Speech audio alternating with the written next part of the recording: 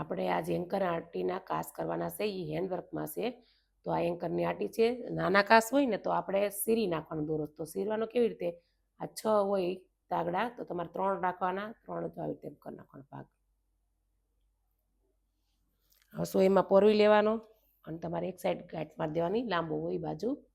જો આવી રીતે આપણે 2 ખૂણાને જ કવર કરવાનું છે. જો આવી રીતે આ ડબલ રંગમાં છે.